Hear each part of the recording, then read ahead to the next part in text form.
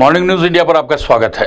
Bharatiya Janata party ने जिस तरीके से 2014 से लेकर 2024 तक कांग्रेस के जो नेता हैं राहुल गांधी को बहुत हल्के तरीके से लेने की कोशिश की और उनको हल्के तरीके से ही लेने के लिए भी इस तरीके की कैंपेन शुरू की जिसमें राहुल गांधी को इमैच्योर साबित किया जा सके। राहुल गांधी को पप्पू शब्द नाम दिया गया, राहुल गांधी के लिए युवराज और शहजादा शब्द का इस्तेमाल किया गया, आदि आदि इस तरीके की बातें की गई जिससे एक माहौल बनाया गया कि राहुल गांधी इमेच्योर लीडर हैं, वो देश के लिए कुछ नहीं कर सकते। राहुल गांधी को इससे कोई फर्क नहीं पड़ा और राहुल गांधी अपनी यात्रा को चलाते रहे। राहुल गांधी के टारगेट के ऊपर निश्चित रूप से मोदी सरकार रही और मोदी सरकार को पूरी तरीके शिकस्त देने के लिए 2024 के चुनाव के अंदर जिस तरीके की रणनीति का फ्रेम किया गया वो काफी हद तक सफल भी हुए। ये बात दूसरी है, वो सरकार नहीं बना पाए लेकिन विपक्ष में इतने मजबूत होकर बन के बैठ गए कि वन साइडेड मोदी सरकार को कोई डिसीजन लेने के लिए खुला हाथ नहीं दे रहे हैं वो। अब आप देखिए, इस समय मोदी सरकार के लिए बहुत बड़ा संकट सामने खड़ा है। इधर तो संसद चल रही है, संसद में बजट पे बहस हो रही है, बजट के ऊपर दोनों सदनों में पूरी तरीके से विपक्ष हावी होकर घेरने का काम कर रहा है। इसी बीच किसानों का मुद्दा और चल रहा है और राहुल गांधी ने अपने घोषणा पत्र में साफ तौर पर कहा था कि किसानों को उनकी फसल के लिए न्यूनतम समर्थन मूल्य की गारंटी के लिए कानून लाया जाएगा। हालांकि वो सरकार में तो नहीं आए लेकिन अभी उनकी यह घोषणा स्टैंड बाई कर रही है।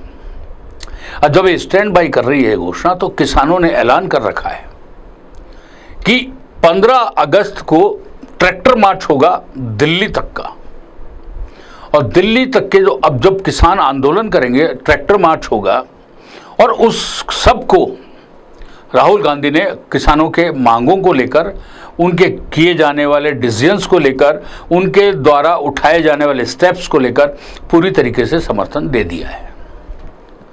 राहुल गांधी के समर्थन देने के साथ ही अब यह साफ हो चुका कि यह आंदोलन किसानों का आंदोलन ही नहीं होगा, इसमें पॉलिटिकल पार्टीज भी शामिल होगी और यह पूरी तरीके से केंद्र की सरकार पर एक प्रेशर बनाने का काम करेगी।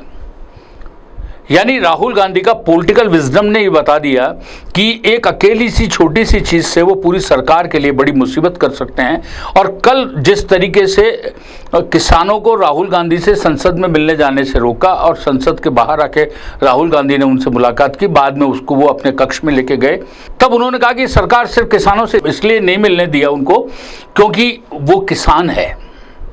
हालांकि जब ये बात पता चली कि मामला गड़बड़ होता रहा है, मुद्दा उछल सकता है, तो उन्होंने फिर सरकार ने परमिशन दी और किसान अपने नेता से जाके मिल सके।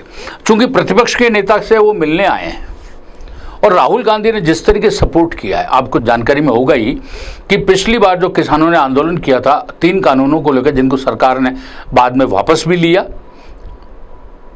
उसमें पूरे देश भर के अंदर कई राष्ट्रीय राजमार्ग जाम हो गए थे। आने जाने के लिए लोगों को बड़ी तकलीफ का सामना करना पड़ा था। आपको ध्यान होगा लाल किले के ऊपर तक लोग चढ़ गए थे आंदोलनकारी।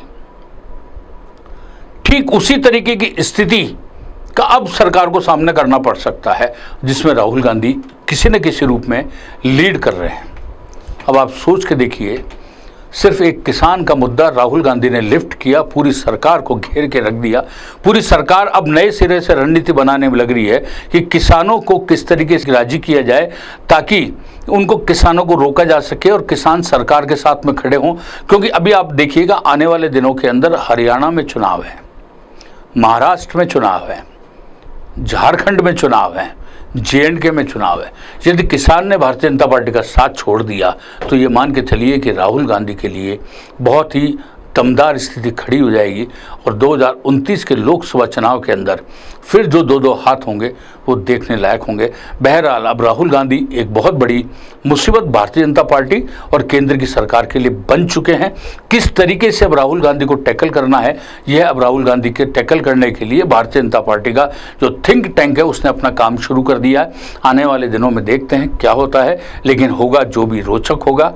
और राहुल गांधी और नरेंद्र मोदी संसद हो, संसद से बाहर हो, एक नई तरीके की एक आंदोलन, नए स्टेप्स, एक दूसरे को घेरने की नीति पे चलते रहेंगे।